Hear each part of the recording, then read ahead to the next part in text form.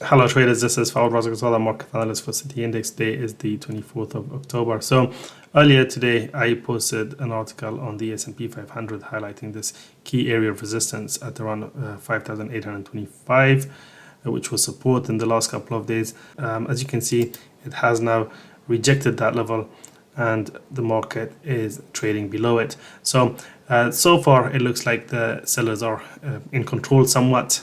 Things could change in the next couple of days with the US elections nearing and with earnings coming up next week from major technology companies. That could change the outlook completely. But as far as technicals are concerned, I'm watching this bullish trend line on the S&P 500, which needs to hold for the bulls to remain in control. But if we were to break below this area at around 5,765, which is now a key support zone, below that, there's not much further support seen until the July high of 5,670. In terms of resistance above 5,825, if we close above that area today, then that could potentially pave the way for a fresh run at the all-time highs of around 5,882 or thereabouts. And beyond that, it's anyone's guess how far this market could rise. But all told, I think the risks are skewed to the downside in the short-term outlook.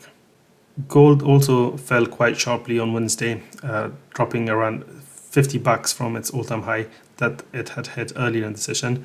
But it has bounced back along with everything else today, testing a pivotal zone at around 2,740, which was resistance and support in the past. So this level is key. For as long as we remain below this area, there's a risk that we could see a return to these lows later on in the session because we've got our first lower low, although it didn't quite hold there, but nevertheless the market structure of higher highs and higher lows was broken on Wednesday. So let's see how the rest of the day will pan out from here.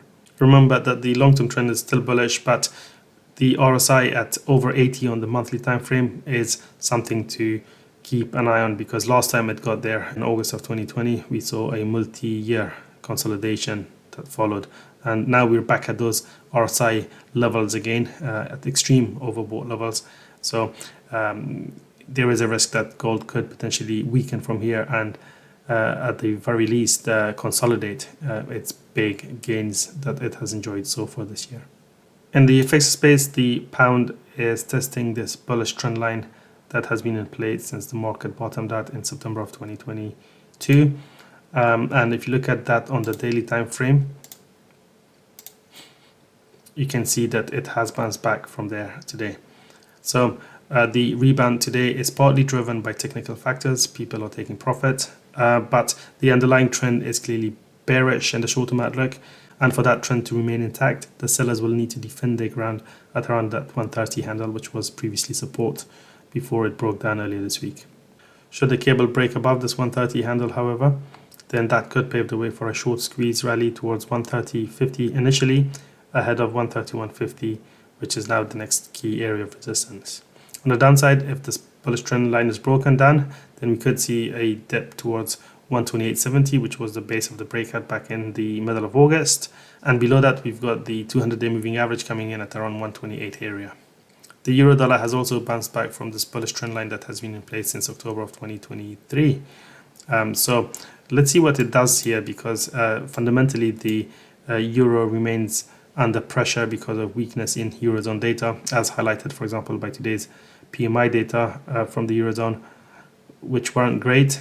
And the US dollar is also gaining traction because of election uncertainty and owing to the fact that economic data in the US has been slightly stronger in recent days, which has reduced the odds of further outsized rate cuts by the Fed. So after a sharp move lower, it's hardly surprising to see the euro dollar bounce back from here, but it now faces lots of resistance levels ahead, which needs to be taken out, or some of those levels need to be taken out in order for the trend to turn modestly bullish once again.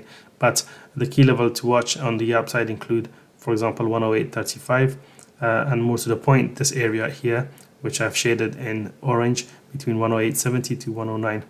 Which is where we also have the 200-day moving average converging with prior support and resistance. For more market insights and analysis, make sure to check out the news and analysis section at cityindex.com. I'll see you in the next video. Take care.